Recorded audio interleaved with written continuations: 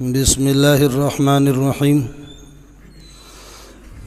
नहमदुहु व नुसल्ली व नुसल्लिम अला रसूलिहिल करीम अम्मा बाद फ़अऊज़ु बिल्लाहि मिनश शैतानिर रजीम बिस्मिल्लाहिर्रहमानिर्रहीम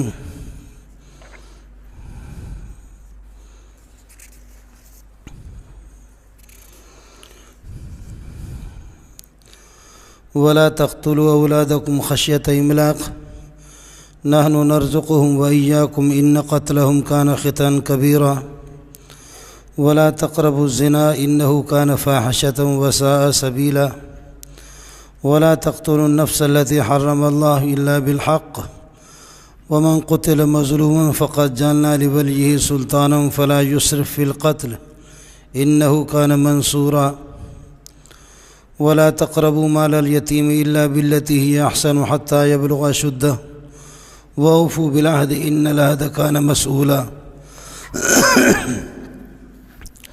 अल्लाहुम्मा सल्लि अला मुहम्मद व अला आलि मुहम्मद कमा सल्लैता अला इब्राहीम व अला आलि इब्राहीम इन्नका हमीदुम मजीद।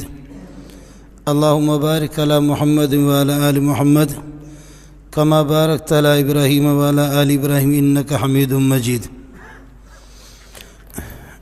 पिछले जुम्मे में सूद और रिबा और सूद की तबाहकारियाँ और सूद की नहूसत और मुल्क और कौम और मुआशरों को तबाह करने में उसका असर, और आज ये जो आयतें आपके सामने तिलावत की गई है इनमें ज़िना की नहूसत और ज़िना के तबाहकारियों का बयान है। हर गुनाह का असर अपना एक अलग असर है। जैसे आप देखें कि जो 12 बोर की छोटी छोटी गोलियां होती हैं उनका असर अलग है, कलाशिंकोव की गोली का असर अलग है, G3 की गोली का असर अलग है।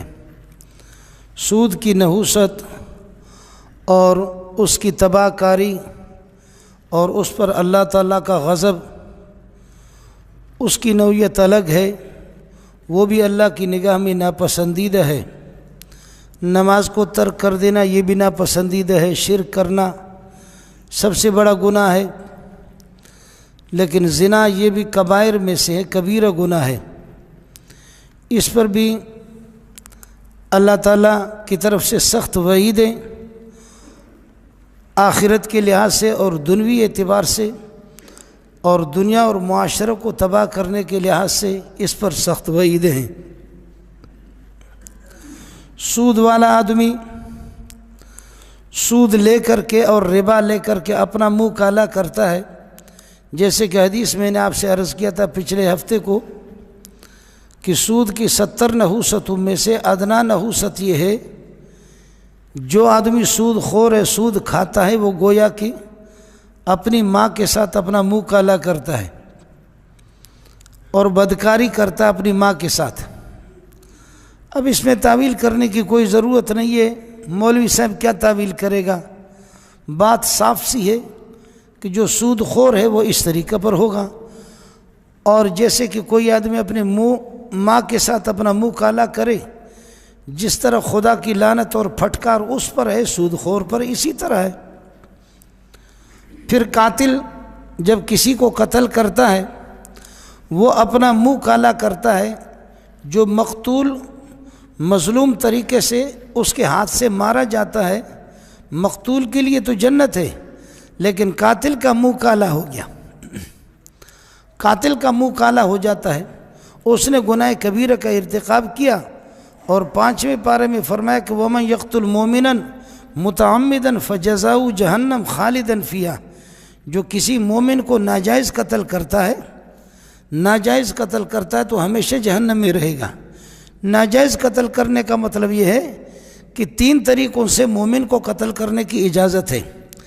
एक ये है कि मोमिन जब मुर्तद होता है, मुसलमान जब मुर्तद होता है, तो हदीस में आता है कि मम बद्दल दीनहु फ़क़्तुलूहु, जो आदमी अपने दीन इस्लाम को छोड़े, अगर कोई काफिर वो मुसलमान न बने कोई मसला नहीं है, अपने कुफर में रहे, अपने कुफर पर अमल करे। यहूदी को यहूदियत पर बरकरार रहने की इजाज़त है, नसारा को नसरानियत पर।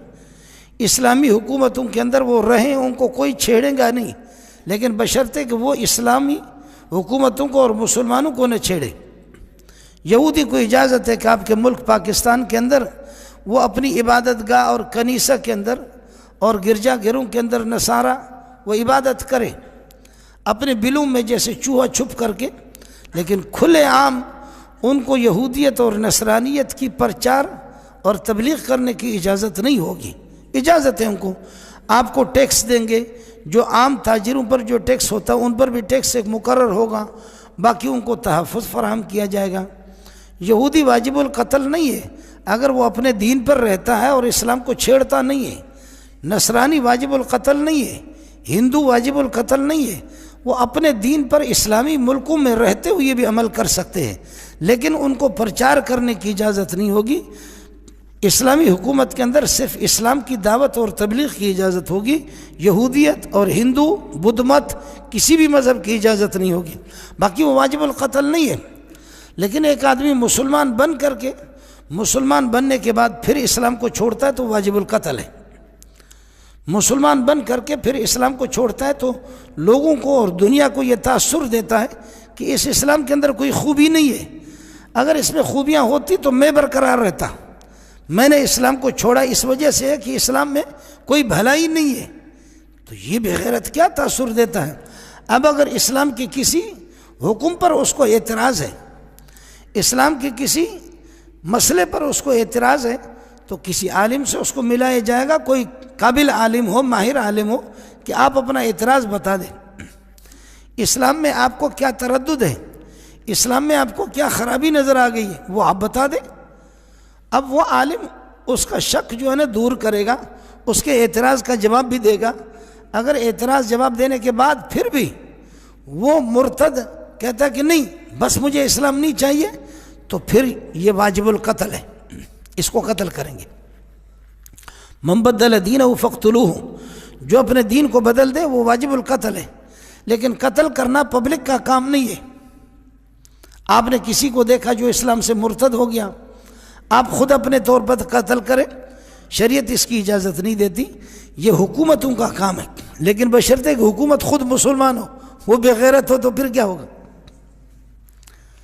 अगर कोई मुर्तद होता है, आप किसी को कत्ल करते और आप ये कहते हैं कि जी मुर्तद था, इस तरह अपने तौर पर अगर कत्ल करने की इजाज़त दे दें तो फिर पठान पठान को मारेगा और पूछेंगे आप क्यों कत्ल कर दिया, कहेगा ये मुर्तद हो गया था।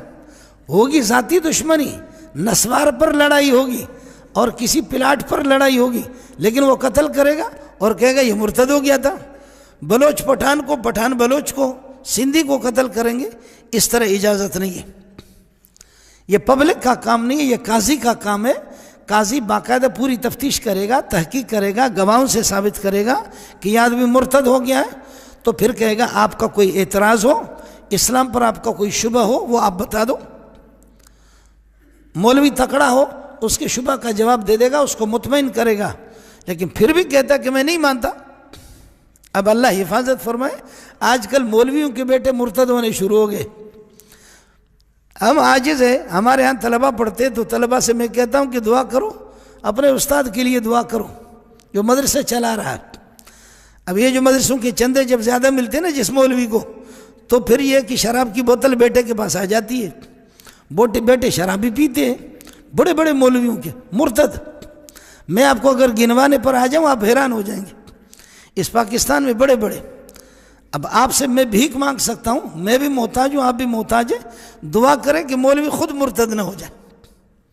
मेरे नबी ने फरमाया कि ज़माना ऐसा आएगा, युस्बिहु मोमिनन व युमसी काफिरा व युमसी मोमिनन व युस्बिहु काफिरा। सुबह को आदमी मोमिन होगा, शाम को मुर्तद हो जाएगा, काफिर बनेगा। शाम को मोमिन है, सुबह को मुर्तद होगा। हालात को देख करके, हालात की पेशानी को पढ़ते हैं कि हालात किस तरफ जा रहे। मैं मुर्तदी का तो नहीं कह रहा हूँ, मुर्तद भी आदमी बनते बड़ा पैसे मिल जाए, लेकिन वैसे आप देखें पीपल पार्टी की हुकूमत तो हम पीपल पार्टी में, मुस्लिम लीग की है तो मुस्लिम लीग में, और पीटीआई की तो पीटीआई में। आखिर तुम्हारे यहाँ कोई गैरत भी कोई चीज़ है या बेगैरत हो? ये जो इस तरीके पर रंग बदलते रहते हो, कोई गैरत, इस्लाम को छोड़ो, ईमान को छोड़ो, लेकिन कोई गैरत भी कोई चीज़ तुम्हारी सोसाइटी में है या नहीं है? ये हालात के जिधर की हवा थी उधर को चले, जैसे हवाएं चलती इस तरह चलना होता है। तो जैसे कि ये सियासियात के एतबार से लोग अपने मज़हब बदलते रहते हैं, तो इस तरीके पर यह है कि ईमान की हालत में भी मुनाफिक भी इसी तरह करता है। वमिन अन्नास मन याबुदुल्लाह अला हर्फ, बाज़ लोग ऐसे किनारे पर लगे हुए, ऐसे नाम इस्लाम का, फ़ैन असाबहु खैरुन इत्मान बिही, अगर उसको माल मिलता है तो कहते हैं ठीक, ये इस्लाम बहुत अच्छा है। वइन असाबत फितनतुन, और अगर उस पर आजमाइश आती है तो इनक़लब अला वजही, मुर्तद हो जाता है। खसिरत दुनिया वल आखिरह, दुनिया और आखिरत उसके दोनों के दोनों तबाह। मैं अर्ज़ कर रहा था कि सूद की तबाहकारी है और कत्ल की, कत्ल आदमी कत्ल करता है, कातिल जहन्नम में जाएगा, मकतूल आमतौर पर मजलूम, किसी को कत्ल करने की इजाज़त नहीं है। लेकिन मैंने अर्ज़ किया कि मन बदल दीन हो, अगर मुर्तद हो तो उसको कत्ल करो। और फरमाया कि अगर कोई किसी को नाहक कत्ल करे तो आसमान भी जुम्बिश में आता है, मुर्तद हो जाए उसको भी कत्ल करेंगे, कातिल को भी कत्ल करेंगे।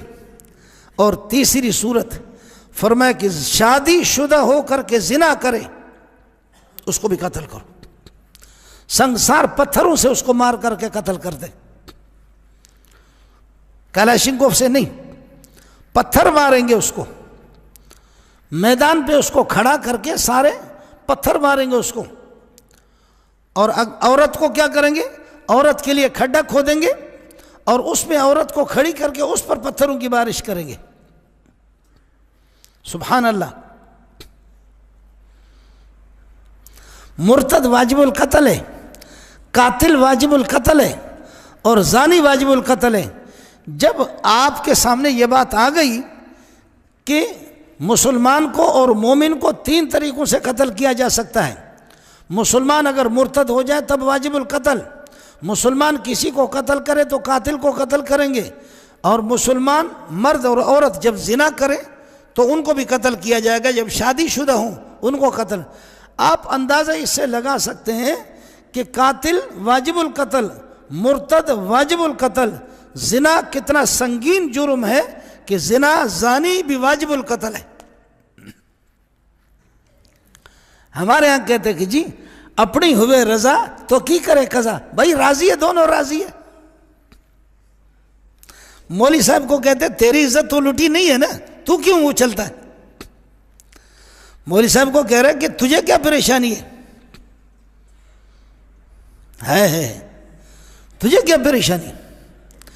वो कोई मर रहा रो रहा था, उसने कहा कि जी हमारी इज्जत लूट गई, हमारी इज्जत लूट गई, इज्जत लूट गई। वो कोई गैरतमंद था, तो किसी बेगैरत ने पूछा क्या हुआ इज्जत लूट गई? कह लगे मेरी बेटी की इज्जत लूट गई। कहा क्या हुआ? कहा उसके साथ बदकारी होगी, जिना हो गया। कहा इज्जत टांगों के दरमियान में तुम कहते लूट गई, इज्जत पांव के दरमियान में कि लूट गई? ऐसे बेगैरतों को कौन समझाए? इज्जत पांव के दरमियान में। आपको अजीब बात बताऊं, आप अल्लाह के बंदे हैं, नेक बंदे हैं, यहां बैठे हुए, जज्बात से काम न लें, घूमो फिरो दुनिया के अंदर। और आप लोगों में भी बहुत से लोग हैं कि अंग्रेजी जबान में गैरत को क्या कहते हैं, आपको कहीं नहीं मिलेगा। किसी और जबान को चोरी करके, जैसे कि मेंगल अरबी में नहीं है तो अरब इसको पढ़ेंगे मेंजल, मेंगल अरबी में नहीं है तो अरब इसको कहेंगे मेंजल।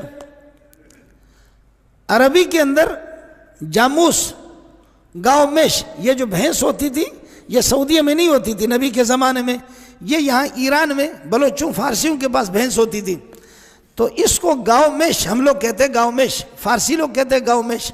तो अरबों की ज़बान पर गाफ नहीं है तो उन्होंने जामूस बना दिया।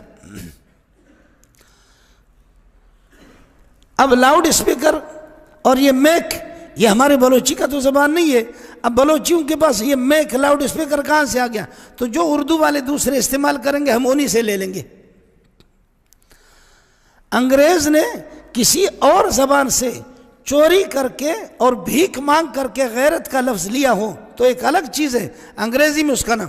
खुद अंग्रेज़ी लुगत के अंदर, अंग्रेज़ी ज़बान में, अंग्रेज़ी लुगत के अंदर गैरत का लफ्ज़ है ही नहीं। और ज़ाहिर है कि गैरत का लफ्ज़ उस वक्त आएगा जब गैरत होगी, गैरत है ही नहीं तो लफ्ज़ कहाँ से आएगा?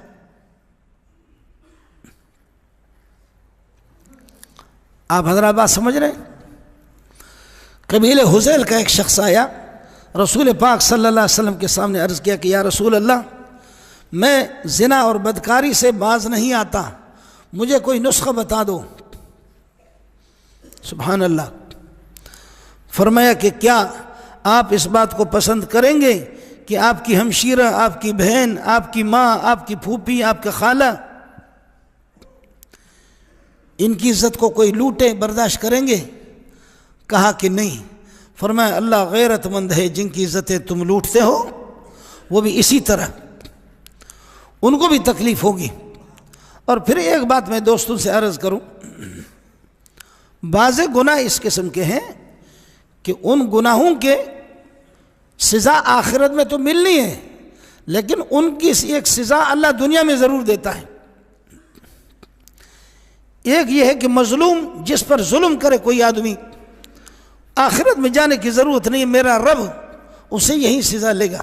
खैर, बाज़े गुनाह इस किस्म के कि उनकी सज़ा आखिरत में तो होगी, लेकिन इस दुनिया में भी आप आंखें बंद करके कसम उठा सकते हैं कि अल्लाह की कसम, अल्लाह उनका बदला इस दुनिया में लेता है।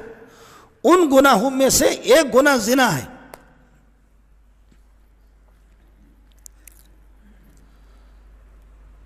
मुसलमानों, मैं भी मोहताज हूं, आप भी मोहताज हैं, हम सब उस बारगाह इलाही के मोहताज हैं। याद रखें, जो जानी जिना कर रहा है, किसी की बहन और किसी की बेटी, फूफी और खाला की इज्जत को लूट रहा है, वो अपनी माँ और अपनी बहन और अपनी बेटियां वो चाहे किसी बंगले में रखे और 50 चौकीदार खड़ा करे, गनमैन खड़ा कर दे, अल्लाह के घर में कह रहा हूं, खुदा की कसम उनके साथ जरूर बदकारी होगी। मुझे क्या मुसीबत पड़ी है कि मैं इस तरह कसम उठा रहा हूं? कोई आप लोग फीस दे रहे क्या? वो चाहे कोई सदर हो या कोई वजीर आजम हो या वजीर आला हो या कोई गवर्नर हो या कोई जर्नल हो या कर्नल हो, बड़ा हो छोटा हो, अल्लाह की कसम सवाल ही नहीं है कि वो दूसरों की इज्जत लूट रहा, उसकी बहन और उसकी बेटियां, उसकी बीवी महफूज नहीं। गलत अहमकों की दुनिया में रह रहे, पागलों की दुनिया में रह रहे, पागलों वाली बातें कर रहे। वो चौकीदार खड़ा करे, चौकीदार तनख्वाह भी लेगा और खुद काम संभालेगा, ड्राइवर तनख्वाह भी लेगा, काम खुद संभालेगा, दूध लाने वाला जो मजदूरी में दूध लाएगा खुद ये काम करेगा, हमसायागिरी करेंगे, ये काम खुद करेंगे। और इस बेगैरत को पता चले या न चले, लेकिन मेरे रब ने निज़ाम ऐसा रखा है, कमा तदीनो तुदीनो तुदानो, जैसा करोगे वैसा भरोगे। हो ही नहीं सकता कि कोई बचे। अब जो शख्स, तो हुज़ैल के उस शख्स ने कहा कि या रसूल अल्लाह, मुझसे रहा न जाता, मैं सब्र नहीं कर सकता। फरमाया कि फिर तैयार हो जाओ, तुम्हारी माँ और बहन और बेटियां उनकी इज्जत लूट जाएंगी। कुर्बान जाऊं उस मोहम्मद की जूतियों पे, अल्लाह मेरे माँ बाप को कुर्बान करे। बुखारी शरीफ में कि ज़माने जाहिलियत में निकाह की कई सूरतें होती, एक सूरत निकाह की यही है जो आजकल हमारे यहाँ, और एक सूरत निकाह की ये होती थी कि कोई बड़ा सरदार है अरबों का, बुखारी शरीफ आपको सुना रहा हूँ, अरबों का कोई बहुत बड़ा सरदार है या मीर मोतबर है, बहादुर आदमी है, तो एक आदमी अपनी बीवी को कहता था, मेरी तरफ से आपको इजाज़त है, ये बंदा कद्दावर है, ये बंदा खूबसूरत है, ये बंदा बहादुर है, तू अपनी इज्जत इससे लौटा दे, ये तेरे साथ हम बिस्तरी करे, और जब तेरा हमल ठहरेगा तो उसके बाद मैं हम बिस्तरी करूँगा, उससे पहले नहीं करूँगा। ये इसलिए ताकि ये जो संडा मंडा है ना, इसका नुत्फा तेरे पेट में जाएगा, तो बच्चा जो पैदा होगा वो भी कद्दावर होगा, खूबसूरत होगा, मोतबर होगा, बहादुर होगा। लानत न हो तुम्हारी इस बहादुरी पर। ये भी था जी। आप कहेंगे मौलवी साहब पता नहीं कौन से स्टेशन से गुफ्तगू कर रहा है, मैं बुखारी आपको सुना रहा। एक निकाह का मौजूदा ये तरीका है जो आप देख रहे मौलवी साहब पढ़ा रहा, ये मेरे मोहम्मद ने बताया सबको सल्लल्लाहु अलैहि वसल्लम, ये गैरत वाला तरीका है। और दूसरा तरीका फरमाया कि ये बीवी को इजाज़त होती थी कि तुम जाओ किसी बदमाश को देखो, और फलाना बंदा ताकतवर है, कद्दावर है, खूबसूरत है, सरदार है, मेरी तरफ से इजाज़त है, तू अपनी इज्जत उसे लुटा दे, और जब तेरा हमल ठहरेगा उसके बाद फिर मैं हम बिस्तरी करूँगा। ये इसलिए कि इस सांड से जो बच्चा पैदा होगा वो बड़ा नस्ली होगा, वो सरदार होगा, जैसे कि ये मुर्दार सरदार है। तीसरी सूरत मेरे नबी ने फरमाया कि एक औरत और उसके 10 यार होते थे, 15 यार होते थे। ये चीज़ें मौलवी आपको नहीं सुनाएंगे, मैं बुखारी सुना रहा हूँ आपको। तीसरी सूरत मेरे नबी ने फरमाया कि 10-12 बेगैरत वो किसी औरत से राबिता करती थी और हर एक अपनी खिदमत पेश करते, और जब उसके बच्चा पैदा होता तो वो अपने यारों को पैगाम भेजती थी, ओ कुतो बुतो अक्तो अबसो कुल्लुहुम अजमऊन, रहीमदाद करीमदाद अता मोहम्मद पते मोहम्मद, 10 हो गए, तुम सबका मुझसे ताल्लुक था, हाजिर हो जाओ, तुम्हारी मेहनतों ने रंग लाया है। अर्ज किया कुतो बुतो अक्तो अबसो कुल्लुहुम अजमऊन, रहीमदाद करीमदाद अता मोहम्मद पते मोहम्मद, 10 हो गए। ये खातून पैगाम भेजती थी कि जो तुमने मेहनतें की है, तुम्हारी मेहनतें ज़ाय नहीं हो गई, आ जाओ, रंग लगाया तुम्हारी मेहनतों ने। वो 10 के 10 आ जाते, खातून बिस्तरे में पड़ी हुई है, बच्चा उहाँ उहाँ कर रहा है, और वो देखती है द यवा द दुआ द द्रे द सलूर द पिंज द इश्पक द उआ, कहती थी ये बच्चा तेरा है। कभी छठे को, कभी 7वें को, कभी दूसरे को, कभी तीसरे को। उस मर्द को गुंजाइश नहीं होती थी कि वो इनकार करे। ये भी अंदाजा करो कि ये भी औलाद का एक तरीका है जी, पब्लिक बढ़ रही है, ये भी एक तरीका। 10 यारों में से औरत जिसका भी नाम ले ले। और चौथी सूरत मेरे प्यारे ने फरमाया है अल बगाया अल्लाती यनसिबन रायातिन, वो खिंजीर किस्म के जानी औरतें, वो जानी और बेहया औरतें। ये हदीस रसूल आपको सुना रहा हूँ, और बुखारी शरीफ जिल्द सानी है, किताब निकाह में फरमाया कि उनके घरों पर झंडा लगा हुआ होता था, पहले आइए पहले पाइए, जो भी आए सलाह आम है यारान नुक्तदान के लिए, किसी से कोई महरूम नहीं जाएगा, इस दरवाजे से आ जाओ। जब बच्चा पैदा होता था तो औरत सबको बुलाती थी, और एक पैरा 2 और क्या फशुनास उस माहिर आदमी को बुलाया जाता, देखो ये है मुजाहिदीन, बड़ा जिहाद किया इन्होंने, ये देखो किसके साथ इस बच्चे को। तो वो जो होता था वो क्या फशुनास, हमारे जैसे सिंधी लोग कहते पैरा 2, हम लोग भी पैरा 2 कहते हैं, तो वो पैरा 2 या माहिर क्या फशुनास वो देख करके कहता है इधर देखो इधर देखो इधर देखो इधर देखो इधर देखो, उनमें से किसी को देख करके कहता था, इस बच्चे की नाक तेरे नाक के साथ मिल रही है, इसकी आंखें तेरे आंखों से मिलती है, इसके पोरे तेरे पोरों से मिल रहे हैं, इसकी उंगलियां तुझसे मिल रही है, मुबारक हो तुझे, ये बच्चा तेरा है।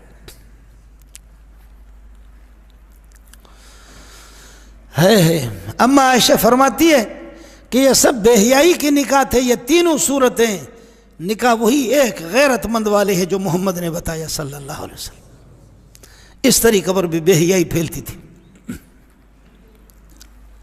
मेरे नबी ने फरमाया, खबरदार, अला ला यस्क़ियन्न अहदुकुम माअहु ज़रअ ग़ैरिही, खबरदार तुम में से कोई अपने नुत्फे को किसी की खेती में, अल्लाह का खौफ करो, अपने नुत्फे को इस तरह इस्तेमाल न करो। मैं भी मोहताज हूँ और आप भी मोहताज हैं। अर्ज़ ये किया, हदीस में आता कि मा फश ज़िना फ़ी कौमिन इल्ला अहलकहुम, जहाँ ज़िना और बेहयाई फैले वहाँ हलाकत और तबाही, रिस्क में भी तबाही, हुकूमत में तबाही, अवाम में तबाही, हर तरह से तबाही। और अहलकार हुकूमत के जब आला दर्जे के बेगैरत हों तो फिर मुल्क क्यों तबाह नहीं होगा। है पीर साहब जब शराब पी रहा हो तो मुरीदों का क्या होगा, इमाम खतीब साहब जब शराब पी रहा हो तो मुक्तदियों का क्या होगा। यह सिलसिला है जी। मा फशा ज़िना फ़ी कौमिन इल्ला अहलकहुम। लेकिन ज़ाहिर है मुल्क का आला तबका वह अहकाम शरिया का पाबंद नहीं है। मैं भी पाबंद हूँ, आप भी पाबंद हैं। मुझे भी अल्लाह का हुक्म है, आपको भी अल्लाह का हुक्म है। मैं भी गैरत का मोहताज हूँ, आप भी गैरत के तालिब हैं। हर इंसान को गैरत चाहिए। और इस बदकारी से याद रखें, इसका आसान तरीका ये, कुल लिल मोमिनीन यग़ुज़्ज़ू मिन अब्सारिहिम व यहफ़ज़ू फ़ुरूजहुम, जहाँ से गुजरो अपनी निगाह नीचे कर लो। मोमिनीन को चाहिए कि वो अपनी निगाह नीचे कर ले, और अगर निगाह पड़ गई नज़र नीचे करो। इस पर निगाह पड़ गई नज़र नीचे कर लो, कमाल है तेरा, तेरे लिए सवाब है। और निगाह पड़ गई, अचानक निगाह पड़ गई, नीचे कर लिया, फिर दोबारा देख लिया, फिर से बार। मेरे नबी ने फरमाया, फ़इन्न लकल ऊला वालैका सानियतु, पहला तो तुझे सवाब मिलेगा, अचानक निगाह पड़ गई। निगाह डालना अलग है, निगाह का पढ़ना अलग है। निगाह डालना अलग है, निगाह का पड़ जाना अलग है। बाद लोग कहते भाई ऊपर ऊपर नहीं देखो, वो नीचे से देखते। कहते नजरें नीचे करो, तो वो बिल्कुल नाड़े के करीब देखता है हमको, ऊपर ऊपर से न देखो। नहीं, तेरा कमाल है कि अचानक तेरी निगाह पड़ गई, चीज आपको भाग गई, फिर भी अल्लाह को सामने रखा आपने, नजर नीचे कर लिया और बिल्कुल अंधे बन गए। तो वाह वाह, मेरा रब कहेगा शैतान, अचानक इसकी निगाह पड़ गई, शैतान कितना वसवसा डाल रहा है, लेकिन मेरा बंदा उसकी नहीं मार रहा, मेरा मान रहा है, मैं राजी हो गया उससे। लेकिन दूसरी मर्तबा देख लेना, तीसरी मर्तबा देख लेना। और फिर मैं अर्ज करा, निगाह का पढ़ना अलग है, निगाह डालना अलग है। निगाह डाल करके देखता है, खबरदार। अजीब बात आपको बताऊं, ये आंखें उठती नहीं है। पहली मर्तबा आदमी किसी अजनबिया को देखता है, ऐसे देख भी नहीं सकता, आंखें बैठ जाती हैं। फिर देखे, आज कल परसों तरसों खरसों ठरसों शरसों, हफ्ता 2 हफ्ता, महीना, साल 2 साल, फिर ये आंखों के ये स्प्रिंग टूट जाते हैं।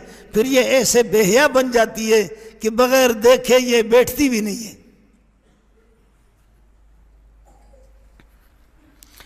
अल्लाह ने इनमें ऐसी गैरत रखी है खुद ब खुद।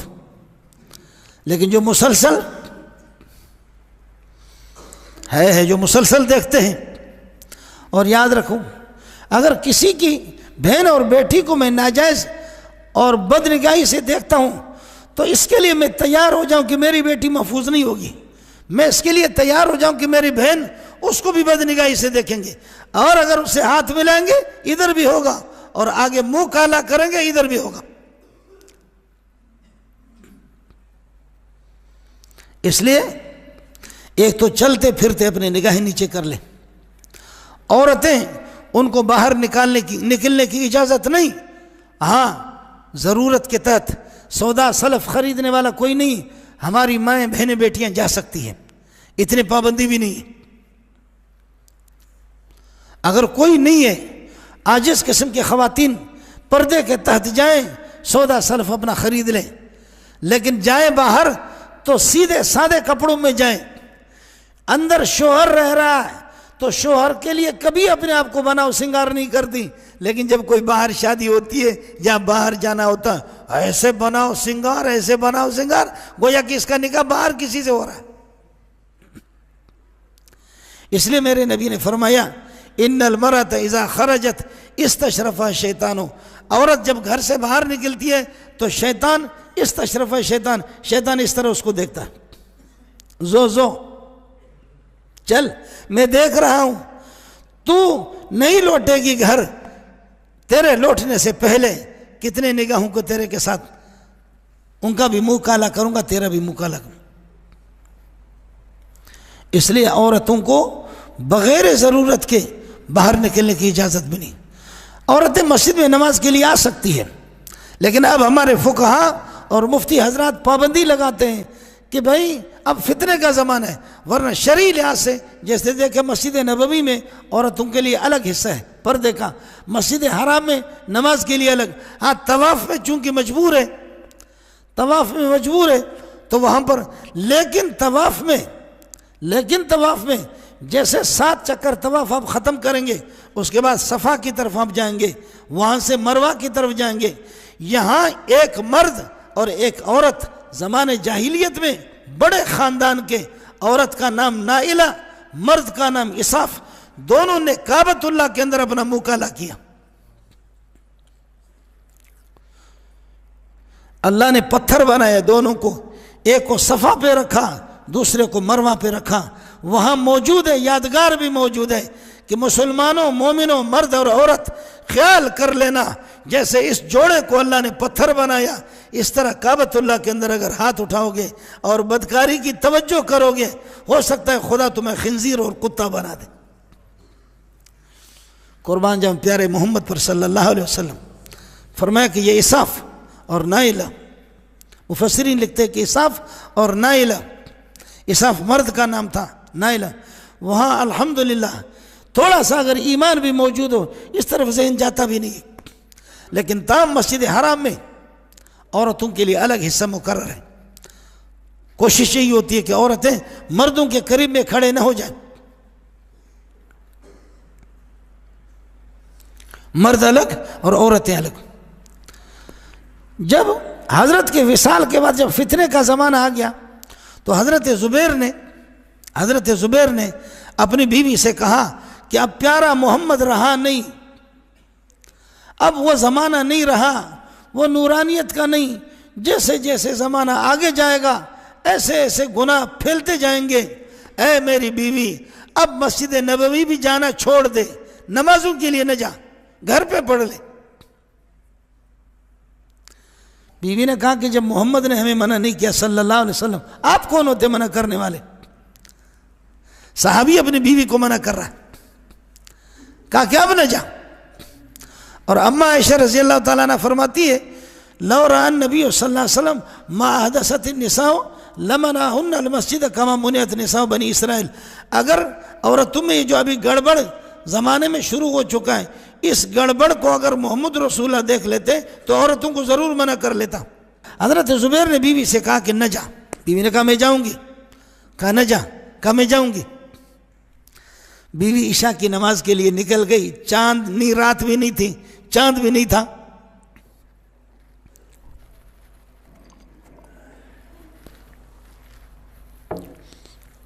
चांद नहीं था, तारीख रात थी। बीवी निकल गई, मस्जिद नबवी जा रही है। हज़रत ज़ुबैर पीछे पीछे निकला, कस करके एक थप्पड़ मारा, दूसरा थप्पड़ मारा उसको, वहाँ से निकल करके भाग गया। बीवी वापस हो गई और जमात रह गई, घर पे नमाज पढ़ ली। दूसरी रात भी घर पे पढ़ रही है, तीसरी रात भी घर पे। हज़रत ज़ुबैर ने फरमाया, खैर तो है आजकल जमात में नहीं जा रही हो? कहा बस हालात ठीक नहीं है। कि क्या हालात ठीक नहीं है? कहा नहीं नहीं जाए, आप तो कह रहे थे कि नबी ने मना नहीं किया है, तो जाए ना। तो अगर औरतें बात न समझे तो इस तरह भी समझा सकता है आदमी। अगर वो न समझे, मैंने हज़रत ज़ुबैर का किस्सा आपको सुनाया रज़ी अल्लाह ताला अन्हु, अगर वो अगर न समझे तो उनको इस तरीके पर भी समझाया जा सकता। औरत हज के लिए अलग सफ़र नहीं कर सकती, सुभान अल्लाह। मैं खुद कई दफ़ा मेरे ज़हन में आया कि भाई क्यों मना किया है? जहाज़ से यहाँ से उसको जहाज़ में बिठाएंगे और मेरा दूसरा भाई है वहाँ जद्दे में, वो ले लेगा, बहन को ले लेगा और माँ को वसूल करेगा। मौलवी क्यों मना करते हैं? अगर मेरा वीज़ा नहीं बनता, मेरा टिकट नहीं बनता, मुझे गुंजाइश नहीं है, बहन को, बेटी को, भाई को, इसको, माँ को यहाँ से जहाज़ में बिठा देता हूँ और वो यहाँ से जहाज़ जद्दा में कोई वसूल करेगा उसको, बात ही ख़त्म। ये मेरे ज़हन में कई दफ़ा आया कि मौलवी लोग खामखा इनका दिमाग ख़राब हो गया। कहते नहीं औरत को अलग न भेजो। आप बात समझ रहे? इजाज़त नहीं है औरत को, हज के सफ़र भी नहीं कर सकती अलग। क्यों न करे? जाए जहाज़ में, उधर जद्दे में जैसे उतर गई भाईजान वसूल करेगा और ये कि अल्लाह आपका भला करे, मेरा मामू माँ को वसूल करेगा। क्या है ये मसला मेरे साथ खुद पेश आया है। अल्लाह ने मसला मेरा दिमाग ठीक कर दिया। हमारे एक दोस्त हैं, अब तो वो भी अल्लाह को प्यारे हो गए, उसने अपनी माँ को वहाँ से जद्दा से जहाज़ में बिठाया और कहा कि मौली मंजूर इसको कराची एयरपोर्ट से वसूल करना। मैंने कहा बिल्कुल जी। एक और अफसर है, हमारे दोस्त हैं हाजी सनाउल्लाह, बहुत बड़े अफसर है एयरपोर्ट के। हाजी साहब को भी कहा कि सनाउल्लाह साहब को, सर सनाउल्लाह कि आप भी अम्मा जी को वसूल करेंगे। चुनांचे जब उसकी वालिदा वहाँ से जहाज़ में बैठ गई और यहाँ जब जहाज़ आ गया तो उस दिन धुंध थी, कराची में धुंध, तो जहाज़ यहाँ लैंडिंग न कर सके, जहाज़ चला गया लाहौर। अब वो बलोचन औरत सिवाय बलोची की और अरबी की, चूँकि वहाँ रह चुकी थी, अरबी बोलती थी, तो यहाँ के पठान और बलोचों को अरबी यहाँ के लोगों को कहाँ आती है। अब वो सिवाय अरबी के और सिवाय बलोची के उसको दूसरी ज़बान आती भी नहीं है। वो औरत मातम कर रही है, रो रही है, कराची कराची। लोगों ने कहा ये तो लाहौर है। अब जहाज का टाइम इधर हो गया, वो हमें फ़ोन कर रहा है, 1 घंटा ऊपर हो गया। अबे मेरी वालिदा पहुंच गई। हमने कहा भाई वालिदा नहीं पहुंची, तुम बेख्याल हो गए, इधर उधर हो गए, मेरी माँ कहाँ गई? वो उधर एक अच्छा खासा बंदा धाड़े मार करके रो रहा, कहती मेरी बलोचियत तो खाक में मिल गई, मैं खुदकुशी करता हूं।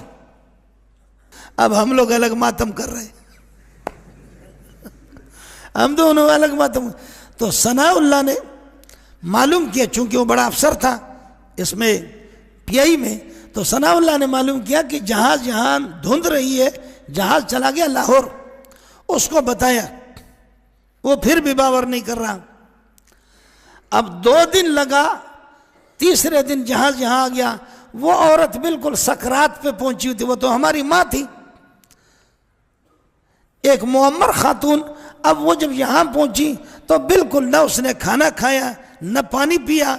वो वहाँ तो उनको रखते हैं, जहाज़ की तरफ से इजाज़त है, पीआई की तरफ से इंतज़ाम है पूरा, लेकिन वो खातून जो है ना 2-3 दिन मातम करती रही।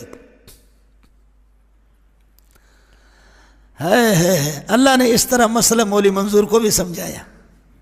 अब 2-3 दिन के बाद ये है कि वो खातून आ गई, तो हमने भी कलमा पढ़ा ला इलाहा इल्लल्लाह मुहम्मद रसूलुल्लाह, कि चलो यह है कि जान में जान आ गई। लेकिन मसला अल्लाह ने समझा दिया, मुझे मसला समझाया। अब मसला आपसे भी अर्ज़ कर रहा हूँ, बच्चे आपके बालिग हो जाएं फ़ौरन निकाह कराओ, न रहे बांस न बजे बांसुरी।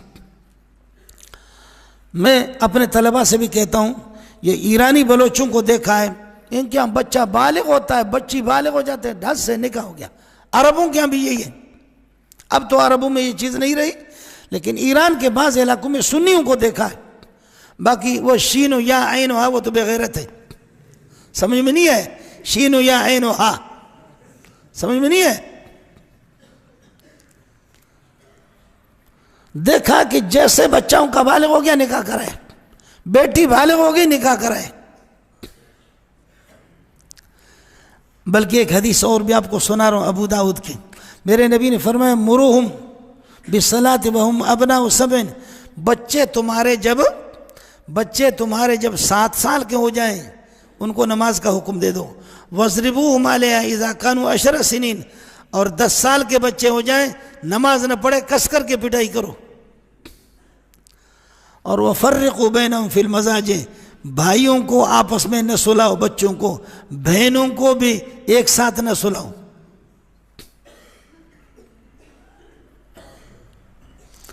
आप उर्दू समझ रहे हैं या मैं बलोची में बता दूं? वफ़र्रिक़ू बैनहुम फ़िल मज़ाजिह, बेटों को आपस में, भाइयों को न सुलाओ, बहनों के साथ उनको न सुलाओ। है। और ये जो हमारे होते हैं ना कॉलेज यूनिवर्सिटी, मैं खुद यूनिवर्सिटी में पढ़ चुका हूँ, मेरे मुल्क की ज़रूरत है। लेकिन ये जो आज़ाद शुदा जो लोग होते हैं कहते हैं क्या गंदा ज़हन है, बेगैरत, ये हदीस है, क्या गंदा ज़हन है। एक अखबार बताओ कि जिसमें कोई बेटी अगवा न हो गई हो, एक अखबार बताओ, वो ज़र्ब, वो अल्लाह का भला करके जंग हो या अमन हो या जसारत हो, या यह है कि अल्लाह का भला करके उम्मत हो, कोई एक अखबार बता दो जिसमें बेहयाई के हमारे किस्से न हो। है अमेरिका की जो फौज है, अमेरिका में सबसे बड़ी परेशानी आपको बता दूं क्या है, वो ये है कि बच्चा जब बालिग होता है, जब बच्चा होश संभालता है, तो सबसे पहले रिसर्च करता है, तहकीक करता है कि मेरा बाप कौन है। हम तो खुदा का शुक्र अदा करें कि मैं नेक मोहम्मद का बेटा हूं। इधर हर एक आदमी बताएगा, समझे, अपने बाप भी बताएगा। अमेरिका में बहुत बड़ी परेशानी है, और कोई फौजी अगर मरता है तो उस पर रोने की जरूरत नहीं है, इसलिए कि बाबा रोए उसका कोई पता नहीं, वो तो ट्यूशन पढ़ा करके निकल गया। उसने तो ट्यूशन पढ़ाया, ट्यूशन पढ़ा करके सिंधी में चवंदा धक माणी हड़ी चढ़ियो हले वियो, वो धक हणी वो तो हले वियो, हाणे खबर ही कोने की कह रहा है। वहां रोने की जरूरत नहीं है। और ये आपको अमरीकी रसायल बता रहा हूं, खुद वहां के जरायद, वहां के रसायल लिखते हैं कि फौज की बड़ी तादाद 90% वो हरामी और वलदुज़िना है। अमेरिका की फौज की बात बता,